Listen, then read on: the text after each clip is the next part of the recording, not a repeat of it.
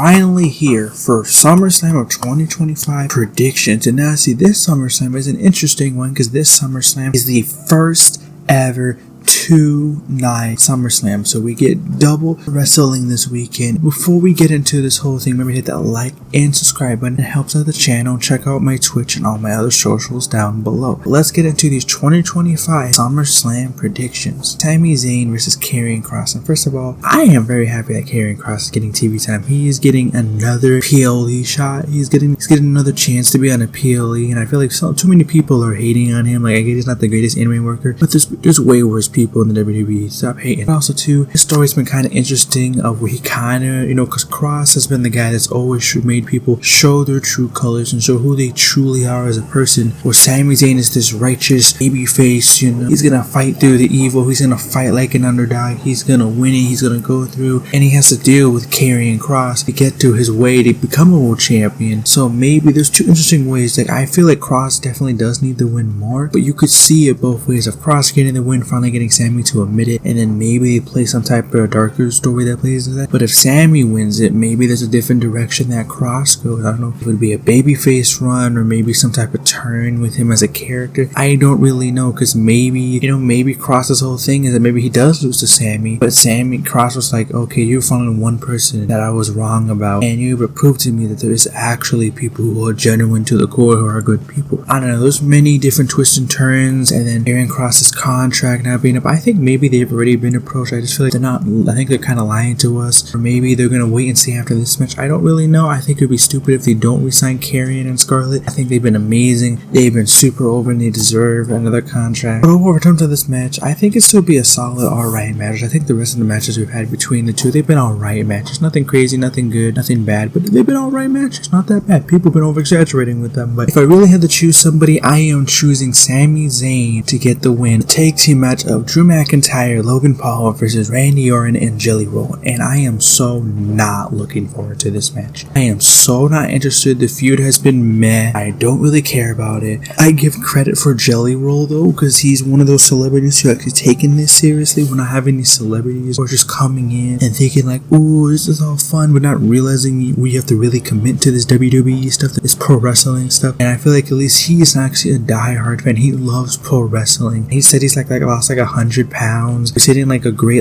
black hole slam on SmackDown. Like, you can tell he genuinely cares about this and really wants to make this work. So I'm hoping it works out for him. I'm hoping that he does well. And I don't really like the pairing of Drew McIntyre and Logan Paul. I feel like it's a very stupid pairing. I feel like it would have made more sense if you did. I understand you want the likes of Randy Orton and Drew McIntyre in a card. I get that. But at the same time, you could have did Austin Theory, because we don't really know about his injury, but that would have made sense for their story that they had last year. Him getting chokeslammed by Jelly Roll, or even Grayson Waller, whatever, you could have did that. But whatever, I think the story was kind of stupid, because randomly Randy Orton's a big giant fan of Jelly Roll and they hate them. I just feel like this is something we didn't really need, but I understand at least for Jelly Roll why it's this match. And I'm hoping this match will be good. I don't really have any high hopes going into this match, but I wish them the best and I hope the match goes good. But if I had to choose a winner for this match, I am choosing the team of Randy Orton and Jelly Roll to get the win. There'll be women's championship match. The champion Tiffany Stratton defending against Jade Cargill. This feud has been bad, and there's no winners or losers in this match, because to me personally, this feud lost all interest once Naomi cashed in on Io Sky and Rhea Ripley at Evolution. There was so much more interest in Naomi cashing in and do this long-term build of Naomi chasing the championship. Even though we've seen the Unreal show of WWE where Jade Cargill was supposed to face Nia at WrestleMania, she had a chance of probably winning it, but Tiffany could have cashed in there, so that would have been more of a long-term story playing there. But it's just like, I feel like, to me, the reason why I feel like there's no winners here is just because, one, Tiffany Stratton's reign has not really been that good. I feel like too many people blaming her. I blame it a lot more on WWE in terms of the booking of stories, a little bit of Charlotte Flair, even though I agree that Tiffany was in the wrong for what she did. I just feel like all those factors in there, not running the Nia Jax feud immediately, taking forever to do the Trish feud, continuously running Nia Jax and not giving her anybody else to feud with, ruined her reign, and I give her a good reign. And then Jade Cargill, to me, she's just not ready to be the champion of the company. Like, she's had mixed performances, like some good ones, some bad ones. I just feel like she needs more time to actually work, because I did a good enough job with her with Bianca, because they made Bianca take more of the offense in the tag matches. So I just feel like if she was in the mid card, I feel like she could let her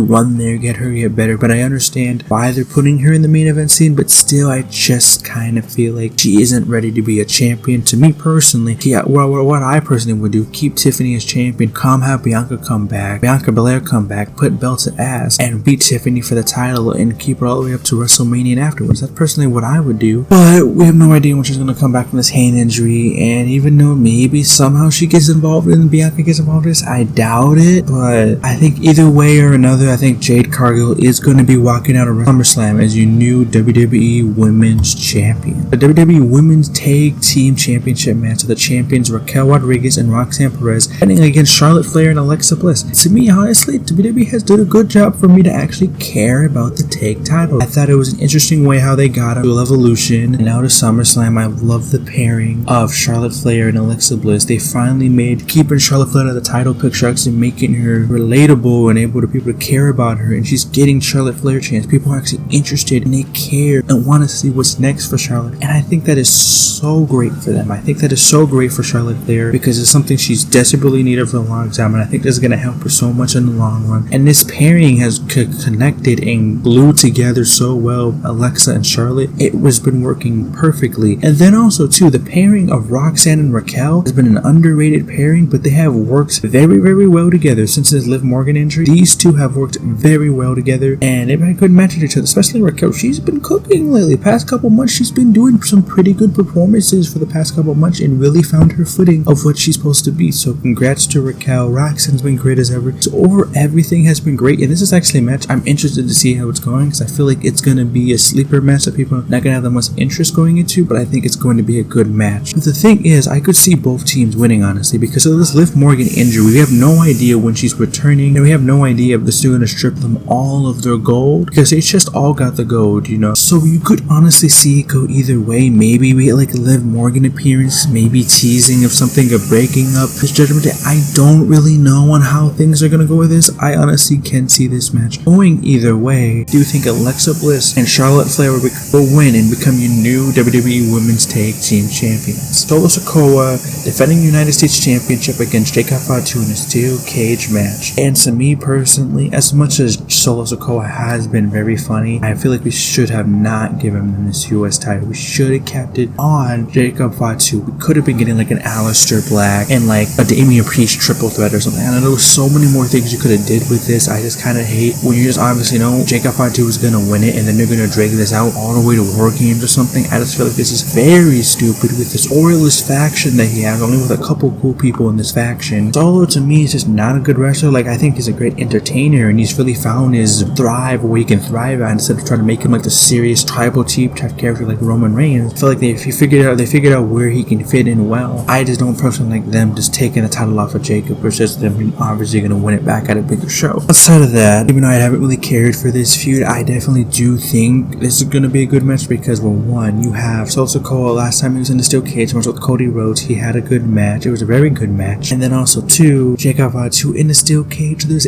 endless possibilities, especially the craziness of Jacob Fatu. This man might be doing some crazy spots. I wouldn't be surprised if he hits some moonsault off the top of the cage. So there's many very interesting things that could happen in this match. That's the only reason why I'm kind of interested to see how the match goes itself. But outside of that, I definitely do see Jacob Fatu becoming your new two-time United States champion. AJ Styles facing Dominic Mysterio for the Intercontinental Championship. And to me, this match, I think it was a great thing that this match got delayed. It did not happen on Night of Champions because there was not much story going into that. But because it got delayed, it added so much more story and so many funny memes from AJ Styles praying, being a janitor, being a butler, being like a doctor, ringside doctor, like so many great things from this story. And it's made it so much more interesting and so much more funny for this story. And plus too, I think this match is going to cook. You have two great workers of AJ Styles and Dominic Mysterio. I think it's going to be an amazing match. To me, this is another 50-50 match. I can honestly see AJ Styles or Dom winning this match, just because one, Dom, I guess he's the king of the luchadors, he's king of Mexican wrestling, because he went over to AAA and got an insane reaction when he went over to AAA. And plus two, he's competing for the AAA World title, and I would not be surprised if they end up giving it to him and maybe making Dom like a double champion, which that would be pretty cool. At the same time too, Dom just got pinned on Monday Night Raw, so I don't really know if you would want to make him lose back to back, but we have seen that happen before. But also too, the Liv Morgan injury, so maybe they can leave things out. I don't know if we're really gonna get that Finn Balor turn on Dom now, even though we still been seeing him, acting suspicious and doing Finn Balor things. But also too, Dom has been IC champion since WrestleMania, so I don't know if they really want to continue keeping him as champion as long and continue this reign, or are they gonna make him lose it and give it to AJ Styles? To me personally, I personally wouldn't mind it. Maybe give an AJ IC title and I don't do Penta, John Cena, whoever at Clash at Paris, and getting that crazy insane reaction at Clash at Paris. I would be down for that. Or maybe this is a continuation in this feud. Maybe AJ gets screwed out of this match and they continue with at Clash at Paris. I don't know. Many different directions they can go with either Dom winning, AJ winning, them continuing this feud. There's many different ways this match can go and continue going forward. But if I had to choose the winner, Dominic Mysterio to retain his Intercontinental Championship. Tag team match of Roman Reigns and Jey Uso versus Braun Breaker and Bronson Reed. And to me, this match, I think it might be fun outside of Jey Uso, but I think this match could be a lot of great. I think it's going to be a lot of fun. I feel like they finally made Braun Breaker and Bronson Reed look like these dominant forces instead of being lackeys. I think they made them look way better now. The past they did on Monday Night Raw and made them look super well, super dominant. And even though I would love Braun and Bronson Reed to continue the momentum of what they had on Monday Night Raw, because they look super duper strong, I would love to see them be catapulted and keep this momentum of being dominant and taking over the division. It's Roman Reigns they're talking about here, and Jey Uso, who was also taking a bunch of losses. They also got destroyed on Monday Night Raw, so they're gonna have the underdog baby faces come up and have Roman Reigns get that win, because he just took a massive loss at WrestleMania, and there's no way he's taking a second loss at SummerSlam. Even though I definitely do believe that they consider Braun Breaker and Roman Reigns much a WrestleMania match, I just feel like they're gonna be saving that match for WrestleMania, and I don't feel like they're gonna let Braun get another win over Roman and beating him up like they did on Raw. So I am picking Roman Reigns and Jey Uso to get the win. 6-team ladder match, TLC match. The Wyatts with Fraxium, with DIY, Motor City Machine Guns, Street Profits, and Andrade and Rey Fenix. This match is going to be freaking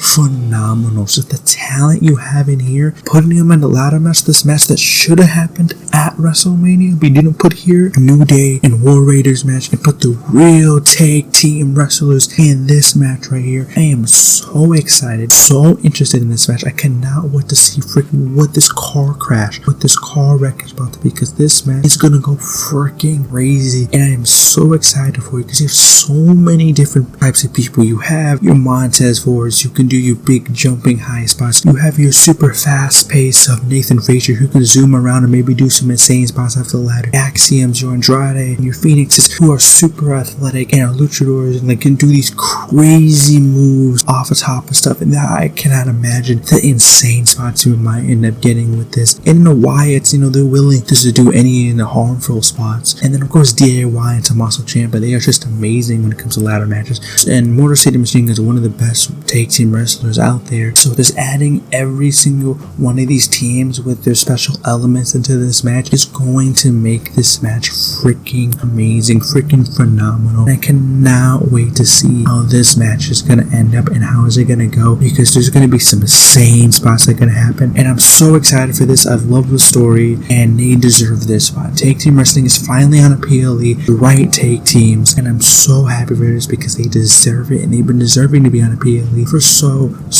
long. Even though I would love a new team to become tag team champions like Fraxium or Motor City Machine Guns or even DIY, I am choosing, just because they recently just won the tag titles and I don't feel like they're going to lose them so soon, I am picking the Wyatts to retain the tag team championships. Women's World Championship, triple threat of the champion Naomi versus Rhea Ripley versus Io Sky. And we know all three women can freaking cook. They are amazing, talented women. We have seen Io Io Sky and Rhea Ripley put on amazing matches from Evolution and a triple threat match at WrestleMania. We saw last year Naomi putting an amazing triple threat match with Tiffany and Bayley. And I am so excited to see how this match goes because all three women are freaking amazing. And even though me personally, I really want Io Sky to be champion again and get a better reign, even though that's hard to see in WWE's terms. In WWE right now, I just don't think any of these women, Naomi deserves a good long reign, and she deserves it. She's been a great hard worker, and she came back from an amazing run in TNA, to coming back to WWE, having an amazing heel run, having an amazing, we could arguably say the best women's cash-in history. She deserves this moment. She deserves this moment, having a good reign, having a memorable reign, and having a good moment in her career. So outside of everything, outside of the feud being an interesting feud, and outside of, this obviously going to be a very, very great match between all three women, I definitely do see Naomi retaining her Women's World Championship. WWE Intercontinental Championship match. No rules, no disqualifications. There has to be a winner between Becky Lynch, the champion, versus Lyra Valkyria. And this match is another match that I could see end up going 50-50 because there's two different sides. Because first of all, these two women have an amazing, freaking phenomenal chemistry with each other, and amazing workers. Becky Lynch is the GOAT like she is in the WWE. Valkyria has been on a roll and showcasing why she's so great, and I'm so happy for that because I'm a big Lyra Valkyria fan. And then also too, this match is very interesting because it plays into the Bayley factor, because I don't personally think we've seen how I thought this was going to be Bayley, Becky, SummerSlam, because that made sense for the feud. I guess they want to finish off the Lyra feud, so it's kind of weird, interesting to see that they went this direction. At the same time too, it's like we've seen the last promo Monday Night Raw with Bayley's like, I'm lost for words. I don't know what my direction my career is going to go. And me personally, I do not think we should be turning Bayley heel just because she recently just became a face in the beginning of last year, and also too, it hasn't been a face for that long, and also too, they just got her interesting again after ruining her face when it first started. So I just do not think we should be turning her heel so soon, even though there is still a possibility of her getting involved in this match. I just don't think they should do that. Maybe somehow she's just there. I don't know. I feel like either way, whoever wins this match, they're gonna be facing Bayley at Clash of Paris for this title. I just don't feel like, I think it's the wrong move to turn Bayley heel personally. I feel like they're doing more out of this babyface run, but we'll have to see what they do. But outside of Bayley, these two, either women would be a great winner. You could have it where Becky Lynch continues her run, it continues elevating other talent, while Lyra maybe gets pushed up to the main event scene and maybe he's like a challenger for Naomi in the future, or maybe you give it back to Lyra after building her back up as a star and giving it back to Lyra, and now she has the most interest, most eyes on her, and let her feud with whoever else afterwards. So there's no right or wrong decision with this matchup of who wins it. But if I really had to sit here and choose, I am picking Lyra Valkyria to become your new Women's Intercontinental Champion. CM Punk versus Gunther for the World Heavyweight Championship. And to me, this match, first of all, I finally like that we finally got a good promo, even though I wanted more back and forth between the two. And this was supposed to be a WrestleMania match. I still kind of wish we got, but I still like the triple threat because that triple threat was freaking phenomenal. This match, I think it's going to be a lot of fun. We have two great workers. We have a great, fantastic worker of Gunther, an amazing worker CM Punk, who still got it at his age. It's going to be a fun match, a great match between both men, and I feel like finally that Gunther is messing and having matches with the main eventers should have had in his first reign. Gunther should have been doing this in his first reign instead of being stuck in the Judgment Day vortex. And there's all these different rematches. Like, I understand why they did the rematches, but still. And also too, don't really know if Gunther's going to have a long reign, just because we didn't even think he was going to beat Jey Uso for the title, but he ended up beating Jey Uso just like that, which I am happy for. Thank you, Gunther, for that. It's kind of interesting because there's two things. There's one is that I definitely do think CM Punk will win a world title in WWE. Personally, man, I want to see it, and even though he doesn't really have to win a world title, I definitely do see him down the line winning a world title. One is also two, CM Punk, that would be he losing back-to-back world championship matches, and even though I would love to see him win, I just don't think Punk is going to win it here. Maybe at WrestleMania, I don't know. This is time to really give Gunther a good run, a good reign, and I feel like this is the moment to do it, and I feel like there's a big possibility of Gunther retaining here. At the same time, we have to play the big theory if part right here, Seth Rollins, because to me this whole injury thing has been weird. I definitely do think he's dealing with a real injury, and if it's more serious than we think, I'm hoping he recovers, get better. He's my second favorite of all time. I really want him back. He's amazing. He's so talented. Doesn't deserve the hate that he gets. It's just kind of confusing, this whole situation, because usually we usually give reports instantly. We don't even know what the whole injury is. We don't even know what the whole real injury is that Seth Rollins is dealing with. So it's kind of confusing what the situation is with that. Then also too, they've been very vague. The injury, first it's saying like, oh, we don't have to worry about Seth Rollins. He still has until next year to cash it in. And then they're like, oh, Seth Rollins is going to be gone for a very, very long time. So they're playing into that. But at the same time too, we did have Seth Rollins having that whole plan B that he was possibly having. I don't know. I think maybe if he is cashing in, they could be maybe trying to redo another heist of the century, because if you think about it, the entire roster, Penta, LA Knight, Punk, Sammy, Jay, everybody was going after this man. But having everybody thinking he's gone, he can come in, swoop in, cash in, and fool everybody and is your new World Heavyweight Champion, and screwing out Punk again, because he said while he has lungs, he's air in his lungs and he is alive, he's not letting Punk win a championship to succeed in WWE. So I could possibly see that's the way they go, and I think that's the more likely way that might end up happening. But even if it doesn't, I do think Gunther either way will end up retaining his World Heavyweight Championship. Cody Rhodes versus John Cena, WWE Undisputed Championship in a street fight. I'm hoping this match will be good, because it's hard to have a bad street fight. This second build-up for this feud has been alright. I kind of like the edge they had with Cody, even though I don't like how they kind of took that away after he had it with the Kevin Owens feud. But either way we move, I am interested to see how they're going to go with this match, because there's many possibilities here, because John Cena does not have many dates left. But at the same time too, I feel like we've been slowly seeing that transition of John Cena turning face, and I feel like there's not much longer you can drag this out here.